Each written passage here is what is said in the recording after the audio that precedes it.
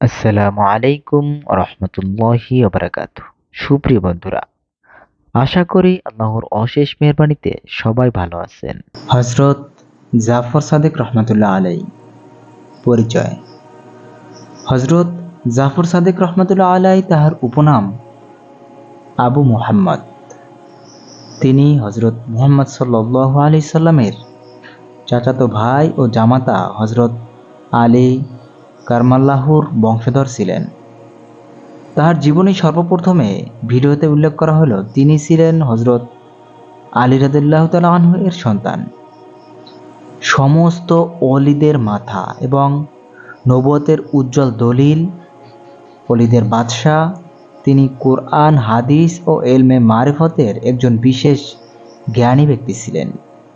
তিনি মাওলার একজন খাঁটি আশেক ছিলেন। কতল করার জন্য ডাকিয়া সম্মান দান। তৎকালীন বাদশাহ খলিফা মনসুর হজরত সাদেকের বিরাট ব্যক্তিত্ব ও তাহার প্রতি লোকজনের অগাধ ভক্তি ও ভালোবাসা দেখিয়া অত্যন্ত চিন্তিত ও ভীত হয়ে পড়েন। তাই তাহার উজিরকে ডাকিয়া বললেন, যাও, সাদেককে ধরে আনো, আমি তাহাকে কতল করিব। উজির বিনীতভাবে আরজ করিলেন, বেচারা নীরবতার মধ্যে থাকিয়া ইবাদতে মশগুল, সংসার হইতে স্ত্রীয় হাতকে গুটাইয়া লইয়াছেন। তাহার প্রতি রাগ প্রকাশ করিলেও তাহাকে কতল করলে আপনার কি উপকার হইবে?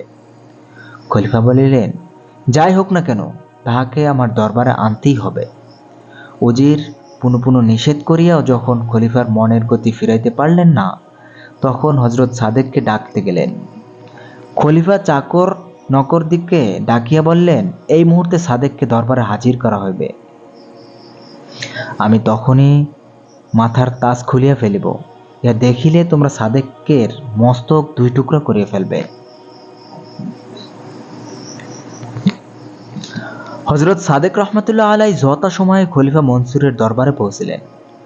মনসুর উঠিয়া বিনীতভাবে হাঁটু নত করিয়া হজরত সাদেকের তার তখতে বসাইলেন।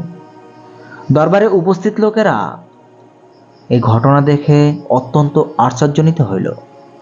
মনসুর হজরত সাদেককে বললেন, আপনি আমার নিকট কি চান? হজরত সাদেক উত্তরে বলিলেন, আমাকে আবার ডাকিয়া আমার ইবাদতে বিঘ্ন ঘটাইবেন না, এটাই আমি চাই। খলিফা মনসুর সসম্মানে তখনই তাকে বিদায় দিলেন। তাহাকে বিদায় দানের পরক্ষণেই খলিফা মনসুরের কম্পন উপস্থিত হইল এবং তিনি বেহুশ হয়ে পড়েন। এই অবস্থায় তাহার 3 ওয়াক্ত নামাজ কাজা হয়। খলিফার জ্ঞান ফিরে আসিলে উজির আরজ করিলেন, আপনার এই অবস্থা হইল কেমনে? খলিফা বলিলেন, যখন হজরত সাদেক আমার দরজায় প্রবেশ করেন, তখন তাহার সহিত আমি এক অজগরকে দেখিলাম। অজগরটি যেন ফনা বিস্তার করিয়া আমাকে বলিতেছে, হে মনসুর, যদি তুমি সাদেককে কষ্ট দাও, আমি তোমাকে দংশন করব। উহার ভয়ে আমি হজরত সাদেকের খেদমতের উপর আপত্তি জানাইয়া মাপ চাইলাম এবং বেহুশ হয়ে পড়লাম। নেক আমল দ্বারা মুক্তির আশা করা যায়, যা বংশ দ্বারা নহে। হজরত দাউদ তাই একদিন হজরত সাদেকের নিকট আসিয়া বললেন যে, আপনি যেহেতু হুজুর সাল্লাল্লাহু আলাইহি সাল্লামের বংশধর, আমাকে কিছু নসিহত করুন। হজরত সাদেক বললেন, সুলাইমান, তুমি বর্তমান সময়ের একজন জাহেদ, আমার নসিহতে তোমার কি প্রয়োজন? সুলাইমান বললেন, হে পয়গম্বরের বংশধর, আপনি বর্তমানে দুনিয়ার সকল মানুষের মধ্যে শ্রেষ্ঠ বলিয়া আমাদিগকে নসিহত করা আপনার উপর ওয়াজিব। হজরত সাদেক বলিলেন, কিয়ামতের দিন যদি আমার নানাজি আমাকে জিজ্ঞেস করেন, তুমি কেন আমার তাবেদারি করিলে না? উচ্চ বংশ দ্বারা নসিহত হয় না, আমল কর্ম দ্বারাই সত্যকে বুঝিতে পারা যায়। তখন আমি কি উত্তর দেব? এই ভয়ে আমি কম্পিত। এত শ্রবণে হজরত সুলাইমান বহুত নসিহত গ্রহণ করিলেন এবং কাঁদতে কাঁদতে বলিলেন, হে আল্লাহ, তোমার এই নবীর রক্তের মিলনে যাহার শরীর গঠিত, তাহার চরিত্র রাসূলুল্লাহর চরিত্রের আদর্শে গঠিত। যাহার নানাজি তোমার রাসূল, মা আদর্শ মহিলা, তিনি যখন নিজ কার্য সম্বন্ধে এতটা ভীত ও সন্ত্রস্ত, তখন দাউদ আর কোনো মানুষ যে আপন কার্যে খুশি হইবে। একদিন হজরত সাদেক তার বন্ধুগণকে বললেন, এসো, আমরা সকলকে এই প্রতিজ্ঞা করি, আমাদের মধ্যে যে ব্যক্তি কিয়ামতের দিন মুক্তি পাইবে, সে অপরের গুনাহ মাগফিরাতের জন্য আল্লাহ পাকের দরবারে সুপারিশ করবে। সবাই বলিলেন, সাদেক, আমাদের এই প্রকার প্রতিজ্ঞার কি প্রয়োজন? আপনার নানাজি স্বয়ং সুপারিশকারী। হযরত সাদেক উত্তরে বলিলেন, আমি নিজের কাজের জন্য হাসরের দিন নানাজির প্রতি দৃষ্টিপাত করিতে লজ্জাবোধ করি, এই জন্যই আপনাদের নিকট আরজ করিলাম। পোশাকের বিধান। একদা হযরত সাদেককে মূল্যবান পোশাক পরানো হয়েছিল। ইহা দেখিয়া এক ব্যক্তি বলিল, আপনি নবীর বংশধর, এরূপ সুকোমল মূল্যবান পোশাক আপনার পক্ষে শোভা পায় না। হযরত সাদেক তাহার অস্তিনের ভিতরের দিকে নজর করিতে তাহাকে ইঙ্গিত করিলেন। অস্তিনের নিচে মোটা কাপড় খসখসে বোধ হইল। তিনি বলিলেন, আমার একটি জামা আল্লাহ তাআলার দরবারে নামাজ পড়িবার জন্য, অন্যটি মানব সমাজে চলাফেরার জন্য। হযরত সাদেকের নসিহতপূর্ণ ঘটনা। একদা এক ব্যক্তি 1000 টাকার একটি থলে হারাইয়া ভুলক্রমে হযরত সাদেককে আক্রমণ করে। ওই ব্যক্তি হযরত সাদেককে চিনিত না। হযরত সাদেক বলিলেন, থলিয়ায় কত টাকা ছিল? সে বলিল, 1000 টাকা। তিনি তাহাকে সঙ্গে লইয়া বাড়ির গেলেন এবং 1000 টাকা দিয়ে দিলেন। পরে লোকটি তাহার টাকা পাইয়া হযরত সাদেকের টাকাগুলো ফেরত লইয়া আসিল, কিন্তু তিনি তাহা গ্রহণ করিলেন না, বরং বলিলেন, আমি যাহা দান করিয়াছি তাহা আবার গ্রহণ করি না। লোকটি হযরত জাফর সাদেককে চিনতে পারিয়া অতিশয় লজ্জিত হইল। একদিন হযরত সাদেক কোনো এক রাস্তার উপর দিয়া আল্লাহ আল্লাহ জিকির করিতে করিতে যাইতেছিলেন, যে সেই সময়ে একজন দুঃখী লোক আল্লাহ আল্লাহ বলিতে বলিতে তাহার পশ্চাতে ছুটিল। হযরত বলিলেন, আল্লাহ, পরনে কাপড় নাই, গায়ে চাদর নাই। হঠাৎ গায়েব হইতে কয়েকখানা মূল্যবান কাপড় পাঠাইলেন এবং তাহা পরিধান করিলেন। ইহা দেখিয়া সঙ্গের দুঃখী ব্যক্তি বলল, আল্লাহর জিকিরে আমিও আপনার সঙ্গে শরিক ছিলাম, কাজেই আপনার পুরাতন কাপড় আমাকে দান করুন। হযরত তৎক্ষণাৎ তাহাকে পুরাতন জামাগুলি সদকা দিলেন। এক ব্যক্তি হযরত সাদেকের নিকট আসিয়া বলিলেন, আমি আল্লাহকে দেখিতে চাই, তাহাকে আমার নিকট হাজির করুন। হযরত সাদেক বলিলেন, তুমি কি শুনো নাই যে আল্লাহ মূসাকে বলেছিলেন, লান তারানি, তুমি কখনোই আমাকে দেখিতে পাইবে না? সে বলিল, হ্যাঁ, তবে ইহা মুহাম্মদ সাল্লাল্লাহু আলাইহি সাল্লামের দ্বীন ইসলাম। হযরত মূসার যুগ অতীত হয়ে গিয়েছে। তাহা ছাড়া মিল্লাতে মুহাম্মদীর গণ্ডির ভিতরে থাকিয়া কোনো এক অলি বলিতেন, আমার অন্তর আমার রবকে দেখিয়াছে। ইহা শুনিয়া অপর এক অলি চিৎকার করিয়া বলিয়া উঠিলেন, তাহাকে না দেখিয়া আমি রবের ইবাদত বন্দেগী করি না। ইহা শুনিয়া হযরত সাদেক মুরিদগণকে বলিলেন, ইহাকে বাঁধো ও নদীতে ফেলিয়া দাও।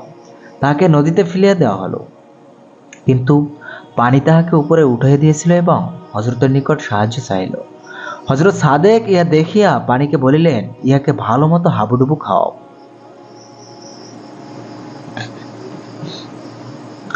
কিছুক্ষণ হাবুডুবু খাওয়ার পর যখন মরণাপন্ন ও নিরাশ হয়ে পড়িল, তখন সে আল্লাহ আল্লাহ বলিয়া চিৎকার করিয়া উঠিল। হযরত সাদেক বলিলেন, তাহাকে উঠাইয়া আনো। কিছুক্ষণ পর লোকটি শান্ত হইলে হযরত সাদেক জিজ্ঞাসা করিলেন, কেমন, আল্লাহকে দেখিয়াছ? সে উত্তর করিল, যতক্ষণ অপরের সাহায্য চাইছিলাম ততক্ষণ পর্দার আড়ালে ছিলাম, কিন্তু যখন খাঁটি মনে আল্লাহর কাছে সাহায্য চাইলাম তখন অন্তরের মুখ খুলিয়া গেল। প্রথমবারের মতো কষ্ট কমিয়া গেল, যেমন আল্লাহ তাআলা বলিয়াছেন, কে আছে ফরিয়াদকারীর ফরিয়াদের উত্তর দিবে। হযরত সাদেক বলিলেন, যতক্ষণ তুমি আমাকে ডাকিতেছিলে, আমার উপর ভরসা করেছিলে, ততক্ষণ তুমি অসত্যবাদী ছিলে। এখন যে জ্ঞান লাভ করিলে তাহা অতি যত্নের সহিত মনে রাখিও। হযরত সাদেক রহমাতুল্লাহ আলাইহি এর নসিহত। গুনাহের কাজ করিবার সময় ভীত হইয়া এবং শেষে মাগফিরাত কামনা করা একটি বিশেষ গুণ। ইহা সুফিকে আল্লাহর নৈকট্য লাভ করায় এবং ইবাদতের শুরুতে ভয় এবং শেষে ওজর ও অনুতাপ না থাকে, সেই ইবাদত সুফিকে আল্লাহর রহমত হইতে দূরে রাখে। অহংকারী সুফিকে প্রকৃত সুফি বলা যায় না, কারণ সে গুনাহগার, আর যিনি মারিফাত কামনা করেন তিনি সুফি শ্রেণীভুক্ত। 5 ব্যক্তির সহিত সংস্রব রাখিও না। নাম্বার 1 মিথ্যুক, নাম্বার 2 কৃপণ, নাম্বার 3 নির্দয়, নাম্বার 4 কাপুরুষ, নাম্বার 5 ফাসিক। যে সর্বদা নিজের লাভের জন্য তোমার ক্ষতি করিবে, অভাবের সময় যে তোমাকে ধ্বংস করিবে, তোমার প্রয়োজনের সময় সে তোমাকে ত্যাগ করিবে, তাহার লোভ লালসা অত্যন্ত বেশি। নিজ স্বার্থের খাতিরে সে তোমাকে প্রাণে হত্যা করিতেও পারে। এই দুনিয়াতে বেহেশত ও দোজকের নমুনা বুঝিবার শক্তি আল্লাহ তাআলা মানুষকে দিয়েছেন। শান্তি হলো ভেস্ত এবং সুখ হলো কষ্ট ও দুর্যোগ। সঙ্গলাভ হলো বড় জিনিস। কিন্তু অনেক সময় কাফেরের সঙ্গেও অলি থাকে এবং পয়গম্বরের সঙ্গেও কাফের ছিল। হজরত আসিয়া ছিলেন ফেরাউনের বিবি। অপরপক্ষে হজরত নূহ এবং হজরত লূহ আলাইহিস সালামের বিবিগণ ছিলেন কাফের। এই জন্য হজরত উসমান রাদিয়াল্লাহু তাআলা আনহুকে যে কারণে শহীদ করা হয়। হজরত উসমান ইবনে আফফান রাদিয়াল্লাহু তাআলা আনহু মুসলিম বিশ্বের তৃতীয় খলিফা। 10 জন জান্নাতের সুসংবাদপ্রাপ্ত সাহাবীর একজন। ইসলাম ও ইতিহাসে তিনি ছিলেন এক অবিস্মরণীয় ব্যক্তি। ইসলামের দ্বিতীয় খলিফা। মক্কার প্রসিদ্ধ কুরাইশ বংশের উমাইয়া গোত্রের অন্যতম প্রাণপুরুষ ছিলেন তিনি। তিনি খুবই সম্পদশালী ছিলেন। এজন্য তিনি গণী বা ধনী নামে পরিচিত ছিলেন। ইসলাম পরবর্তী যুগে তিনি তার সম্পদ থেকে বহু অংশে ইসলামের কল্যাণে দান করেন। চতুর্থ ব্যক্তি হিসেবে তিনি ইসলাম ধর্ম গ্রহণ করেন। এরপর থেকে রাসূল সাল্লাল্লাহু আলাইহি সাল্লামের পুরো জীবনে তার সঙ্গে থেকে ইসলামের সেবা করে গেছেন। তিনি প্রথম হাবশায় হিজরত করেন। বহু যুদ্ধে তিনি রাসূলের সাথে অংশ নেন। রাসূলুল্লাহ সাল্লাল্লাহু আলাইহি সাল্লাম তার প্রতি খুবই সন্তুষ্ট ছিলেন, যার ফলে রাসূল সাল্লাল্লাহু আলাইহি সাল্লাম তার কাছে নিজের 2 কন্যাকে পরপর বিয়ে দেন। এজন্য উসমান রাদিয়াল্লাহু তাআলা আনহুকে জুন নুরাইন বা 2 নূরের অধিকারী বলা হয়। ইসলামের দ্বিতীয় খলিফা হযরত ওমর রাদিয়াল্লাহু তাআলা আনহু এর শাহাদাতের পরে 23 হিজরি মোতাবেক 644 খ্রিস্টাব্দে তিনি ইসলামী খিলাফতের প্রতিষ্ঠিত খলিফা হন। 23 হিজরি থেকে 35 হিজরি মোট 12 বছর তিনি খিলাফতের দায়িত্ব পালন করেন। তার খেলাফতের প্রথম 6 বছর পরবর্তী 2 খলিফার সময়কালের মতোই শান্তি শৃঙ্খলা বিরাজমান ছিল, কিন্তু দ্বিতীয় 6 বছরে সেই শান্তি শৃঙ্খলা হ্রাস পেতে থাকে। অবশেষে 35 হিজরির 28 জিলহজ বিদ্রোহীদের হাতে তিনি শাহাদাত বরণ করেন। তার শাহাদাতের সাথে সাথে ইসলামী ইতিহাসে এক কালো অধ্যায়ের সূচনা হয়। ইসলামের সোনালী যুগের কতিপয় বিদ্রোহী কর্তৃক ইসলামী রাষ্ট্রের খলিফার শাহাদাতের ঘটনা খুবই দুঃখজনক। কিন্তু কী কারণে এমন ঘটনা ঘটল? ইতিহাসবিদগণ এর বিভিন্ন কারণ উল্লেখ করেছেন।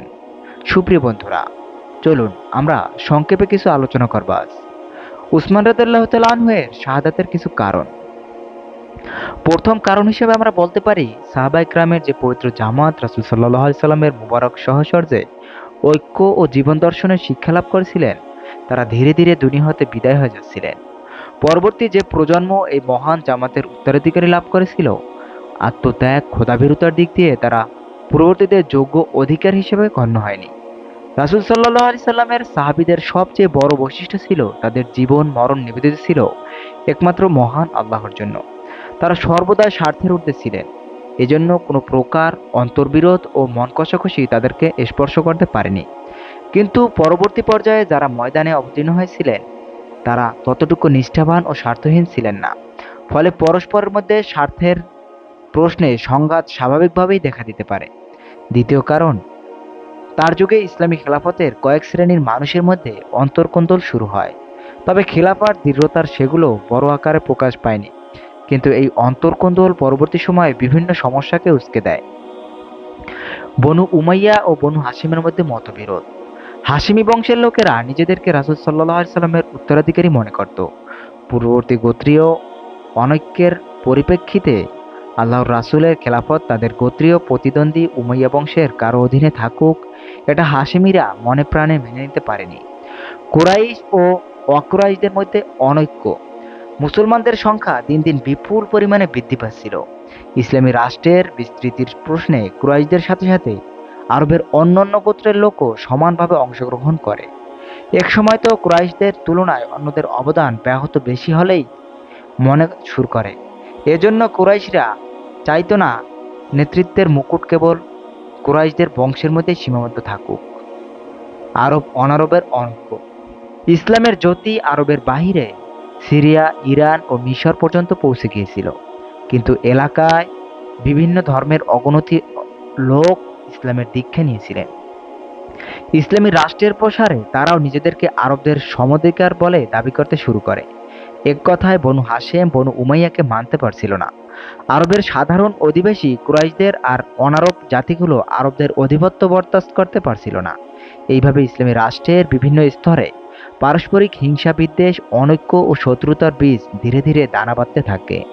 তৃতীয় কারণ, হযরত ওসমান রাদিয়াল্লাহু তাআলা আনহু হত্যার নেপথ্যে সবচেয়ে বড় ও প্রত্যক্ষ ভূমিকা পালন করেছে কিছু মুনাফিক, যারা শুরু থেকেই ইসলামী রাষ্ট্রে বিশৃঙ্খলা তৈরির জন্য ছিল তৎপর। সর্বপ্রথম এই কাজটি শুরু করেন আখতার নাখি নামের এক অনারব মুনাফিক। সে কুফার গভর্নর সাইদ ইবনে আস সম্পর্কে বিভিন্ন প্রোপাগান্ডা চালায়। একসময় তার সাথে যুক্ত হয়ে নেতৃত্বের ভূমিকা পালন করে আরেক মুনাফিক আব্দুল্লাহ ইবনে সাবা। আস্তে আস্তে তারা উসমান রাদিয়াল্লাহু তাআলা আনহুর বিরুদ্ধে বিভিন্ন মিথ্যা অভিযোগ তুলে জনগণকে খেপিয়ে তোলে। হযরত ওসমান রাদিয়াল্লাহু তাআলা আনহুর বিরুদ্ধে তাদের উত্থাপিত কিছু অপবাদ। নাম্বার ১, তিনি বিশিষ্ট সাহাবীদেরকে রেখে নিজের অযোগ্য আত্মীয়স্বজনদের রাষ্ট্রের গুরুত্বপূর্ণ পদে নিয়োগ করেছিলেন, অথচ সাহাবীদের রাষ্ট্রীয় দায়িত্ব থেকে অব্যাহতি ছিল নিতান্তই শাসনতান্ত্রিক ব্যাপার। নাম্বার ২, তিনি তার আপন লোকদেরকে বাইতুল মালের অর্থ দিয়েছিলেন, অথচ তিনি আপন লোকদেরকে তার নিজের মালিকানাধীন সম্পদ থেকে দিয়েছিলেন।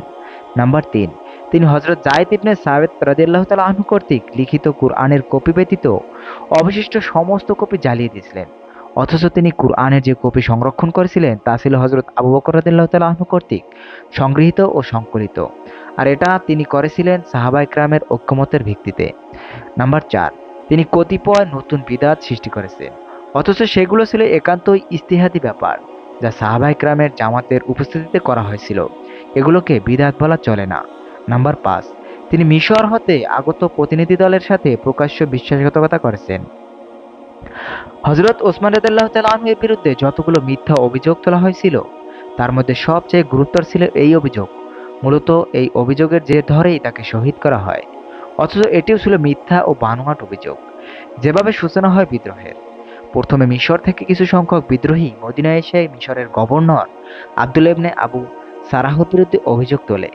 হযরত ওসমান রাদিয়াল্লাহু তাআলা আনহু তাদের দাবি মেনে নিতে আব্দুল্লাহকে অব্যাহতি দেন এবং বিদ্রোহীদের চাওয়া মতো মুহাম্মদ ইবনে আবু বকরকে মিশরের নতুন গভর্নর নিযুক্ত করেন। মুহাম্মদ ইবনে আবু বকর কয়েকজন সাথী নিয়ে মিশর অভিমুখে রওনা হন। এ যাত্রায় বিদ্রোহীরা ফিরে যায়। পথিমধ্যে বিদ্রোহীরা একজন দূতকে আটক করে, যে কিনা খুব দ্রুত বেগে মিশরের দিকে যাচ্ছিলেন। তার কাছ থেকে ওসমান রাদিয়াল্লাহু তাআলা আনহু-এর সিলমোহর সম্বলিত একটি ফরমান পাওয়া যায়। সেখানে মিশরের গভর্নর আব্দুল্লাহ ইবনে আবু সারাহর প্রতি নির্দেশ ছিল, মুহাম্মদ ইবনে আবু বকর ও তার সাথীরা মিশরে পৌঁছামাত্র তাদের হত্যা করো। এই ফরমান দেখে বিদ্রোহীরা পুনরায় মদিনায় আসে এবং এই ফরমানের ব্যাপারে সরাসরি ওসমান রাদিয়াল্লাহু তাআলা আনহুকে অভিযুক্ত করে।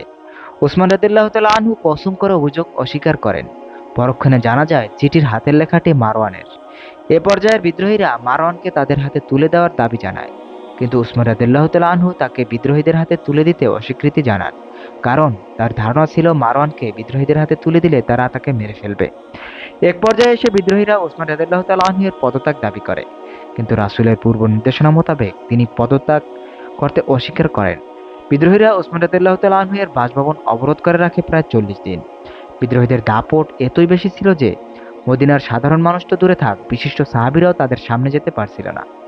এরপরও মদিনায় অবস্থানরত বিশিষ্ট সাহাবীগণ বিদ্রোহীদের নানাভাবে প্রতিরোধের চেষ্টা করেন, কিন্তু তারা ব্যর্থ হন।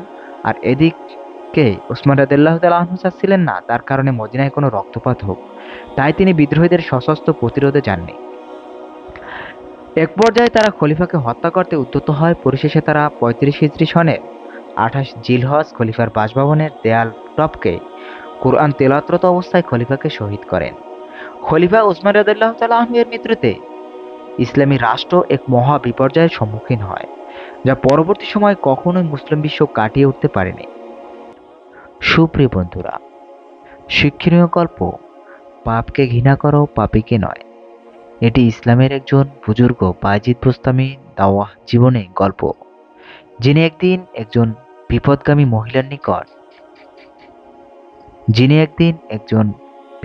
মহিলার নিকট ইসলামের দাওয়াত পৌঁছে দিতে তার খদ্দরখানায় গিয়েছিলেন। সম্মানিত ভিউয়ার্স, সেদিন খদ্দরখানার ঘটনাটি এই গল্পে তুলে ধরা হয়েছে। সুপ্রিয় বন্ধুরা, গল্পটি খুবই তথ্যবহুল এবং গুরুত্বপূর্ণ। ভিডিওটি না টেনে সম্পূর্ণ গল্পটি শোনার অনুরোধ রইল। আশা করি গল্পটির মাধ্যমে সবাই উপকৃত হবেন। গল্পটি হলো পরমা সুন্দরী এক মহিলা। আজ কমাস হলো বোস্তাম নগরীতে আগমন করেছে। তার আগমনে বিত্তবান ও চরিত্রহীন যুবকেরা বেশ খুশি, কারণ নিজ নিজ অবৈধ মনোবাঞ্ছা পূরণের জন্য এ ধরনের রূপসী মেয়েই তাদের কাম্য। মেয়েটির দেহ আবব সুন্দর হলেও হৃদয়টা সুন্দর ছিল না। সে ছিল চরিত্রহীনা ভ্রষ্টা। আপন ইজ্জত বিলিয়ে দিয়ে সে উপার্জন করত প্রচুর টাকা। অত্যাধিক জরুরি হওয়ায় তার মূল্য ছিল অনেক বেশি। প্রতিবার দেহদানের বিনিময়ে সে আদায় করত 200 দিরহাম। রূপ সৌন্দর্যের মোহে আচ্ছন্ন হয়ে শহরের বিত্তশালীরা নির্দ্বিধায় তার পিছনে খরচ করত অঢেল অর্থ সম্পদ। এভাবে কয়েক মাসের মধ্যেই হারাম কর্ম এমন ধ্বংসাত্মক রূপ ধারণ করল, যা ভাবতে গেলেও গা শিউরে ওঠে। মেয়েটির সান্নিধ্য লাভ করার জন্য প্রতি রাত্রেই পয়সাওয়ালা লোকজন তার বাড়িতে ভিড় জমাত।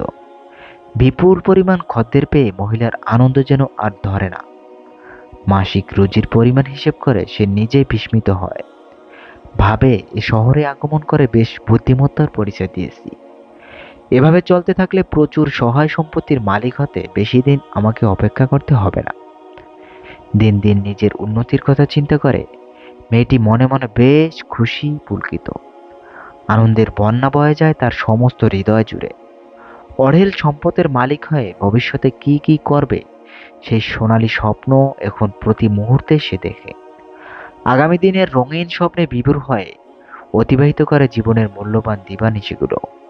কিন্তু একথা চিন্তা করার অবকাশ কখনোই পায় না যে তার দ্বারা জাতির কত বড় ক্ষতি হচ্ছে। লোকদের নৈতিক ও চারিত্রিক অবক্ষয় কত চরম আকার ধারণ করেছে। যুব সমাজ কত দ্রুতমান সম্মান, ধর্ম, কর্ম ইত্যাদি বিসর্জন দিয়ে ধ্বংসের পথে এগিয়ে চলছে। এই অবকাশ সে পাবেই কি করে? তাকে তো এ পর্যন্ত কেউ সৎ পথে চলতে উদ্বুদ্ধ করেনি, শিক্ষা দেয়নি আদর্শ জীবনের মৌলিক নীতিমালা, উৎসাহিত করেনি সবর, শকর, তাকওয়া, পরহেজগারি ও সততা, সতবাদিতার ন্যায় মানবীয় গুণগুলোর অর্জন করতে। কোনো দিন কেউ আহ্বান করেনি মন্দ, খারাপ ও অসৎ কর্মগুলো পরিত্যাগ করতে। অবৈধ অপকর্মের শাস্তি কি, এর ক্ষতিই বা কি, কতটুকু, একথা আজ পর্যন্ত কোনো আদম সন্তান তাকে বোঝায়নি, এমনকি বোঝানোর চেষ্টাও করেনি। সুতরাং এমতো অবস্থায় ঢালাওভাবে তার ঘাড়ে সমস্ত দোষ চাপিয়ে দেওয়া উচিত হবে কি? সৎপথে আহ্বান করার এবং মন্দ কাজ থেকে বিরত থাকার দায়িত্ব পালন না করে ঘৃণা ভরে তাকে প্রত্যাখ্যান করে দূরে সরিয়ে দেওয়া ঠিক হবে কি? কখনোই নয়। হ্যাঁ, বারংবার বোঝানোর পরও যদি অবৈধ কর্ম থেকে সে বিরত না থাকতো, মন্দ কাজ পরিত্যাগ করে সুস্থ সুন্দর জীবনে ফিরে না আসতো, তখন হয়তো তাকে দোষী সাব্যস্ত করা ঠিক হতো।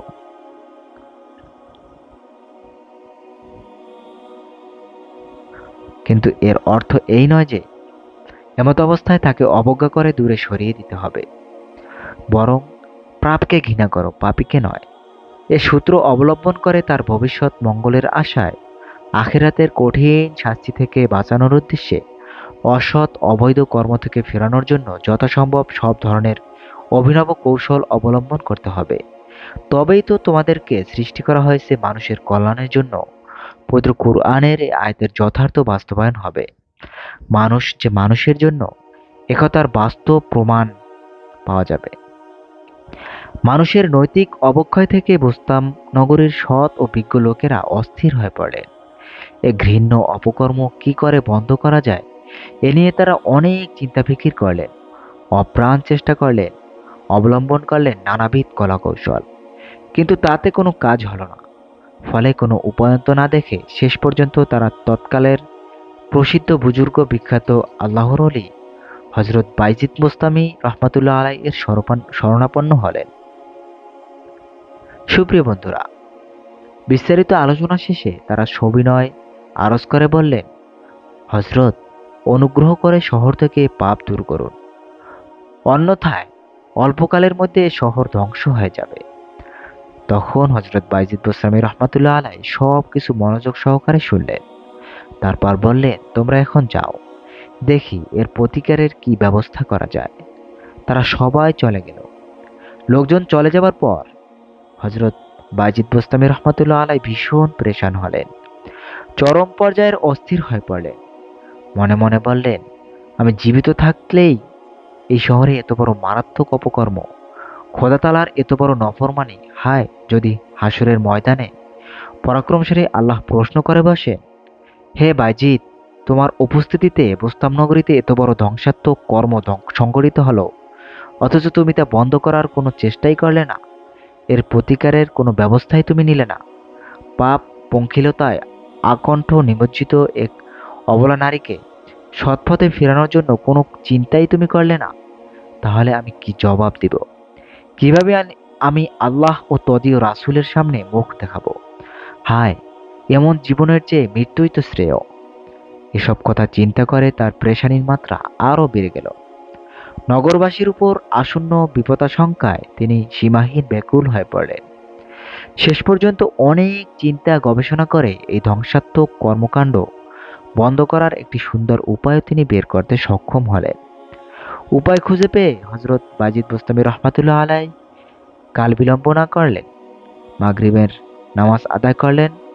আদায়ের পর 200 দিরহাম হাতে নিয়ে সোজা ওই ভ্রষ্টা মহিলার বাড়িতে পৌঁছালেন। তারপর তার বাড়ির প্রধান ফটকের নিকট বসে রইলেন। ধীরে ধীরে রাত বাড়তে থাকলো। চতুর্দিক থেকে নামি দামি খদ্দেরের আনাগোনা শুরু হলো, কিন্তু কেউ ভিতরে প্রবেশ করার সাহস পেল না। সকলেই ভীত সন্ত্রস্ত হয়ে ফিরে যেতে লাগলো। ভাবলো, হযরত বায়জিদের মতো এত বড় বুজুর্গ এ বাড়িতে কেন? কি উদ্দেশ্যে তিনি এখানে আগমন করেছেন? তাহলে কি তিনিও এই সুন্দরী মহিলার পাতানো ফাঁদে আটকা পড়েছেন? না, এ হতেই পারে না। একজন আল্লাহর খাঁটি বান্দার ব্যাপারে এ ধরনের অবৈধ কল্পনা করাও অন্যায়। এরূপ সাত পাঁচ ভেবে সকলেই ওই রাতের মতো যার যার বাড়িতে চলে গেল। এখন রাত প্রায় 12টা। এতক্ষণে কয়েকশো দিরহাম কামাই হয়ে যাওয়ার কথা, কিন্তু একটি পয়সাও পর্যন্ত আসেনি। একটি খদ্দেরেরও দেখা এ পর্যন্ত মিলল না। তাহলে নিশ্চয়ই কিছু ঘটেছে।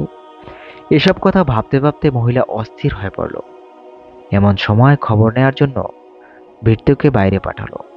ভৃত্য বাইরে এসে দেখলো ঘরের প্রধান ফটকে একজন দরিদ্র লোক বসে আছে, আর খদ্দেররা তাকে দেখে ভয়ে পালিয়ে যান বাঁচাচ্ছে। ভৃত্য ফিরে এলো, ভয়ের তো কণ্ঠে সবকিছু খুলে বলল। মেয়েটি বুজুর্গদের চিনত না। সে ভৃত্যের মাধ্যমে অচেনা লোকটিকে জিজ্ঞেস করলো, আপনি কে? কেন এখানে এসেছেন? আমার এখানে তো দরিদ্র লোকেরা আসে না, আসার সাহসও পায় না, কারণ আমার মূল্য অনেক বেশি। বুজুর্গ বললেন, আমি মেয়েটির সাথে দেখা করতে চাই, আমাকে একটু সুযোগ করে দাও। বুজুর্গের সাহস দেখে ভৃত্য হাসলো। তারপর ব্যঙ্গস্বরে বলল, জনাব, আদার ব্যাপারে জাহাজের খবর না নেয়াই ভালো। বেশি প্রয়োজন হলে অন্যত্র গিয়ে মনের খায়েশ পুরো করুন। ফকির, মিসকিন আর দরিদ্র খদ্দেরের স্থান এ বাড়িতে নেই। বুজুর্গ শান্ত কণ্ঠে বললেন, বাবা, এত কথার প্রয়োজন কি? তোমাদের প্রয়োজন দিনার দিরহামের। তোমরা যা চাও তাই দিতে পারলেই তো আমার হলো। আপনি কি এত দিরহাম দিতে পারবেন? অবশ্যই দিতে পারবো। তার মূল্য কিন্তু প্রতি রাতে 200 দিরহাম। 200 দিরহাম কেন, তার বেশি হলে আমার কোনো আপত্তি নেই। ঠিক আছে, এখনই তাহলে সবকিছুর ব্যবস্থা করে দিচ্ছি। একথা বলে সে ভিতরে গিয়ে সবকিছু বর্ণনা করলো। মেয়েটি বলল, আমার দিরহাম প্রয়োজন। সে যেই হোক, আমার পকেটে নির্ধারিত পরিমাণ দিরহাম এলেই হলো। সে যখন তা দিতে সম্মত আছে, দেরি না করে এখনই তাকে ভিতরে নিয়ে আসো। হযরত বায়জিদ বোস্তামী রহমাতুল্লাহ আলাই ধীর পদে ঘরে প্রবেশ করলেন। মেয়েটির সীমাহীন সৌন্দর্যের কথা আগেই তিনি শুনেছিলেন।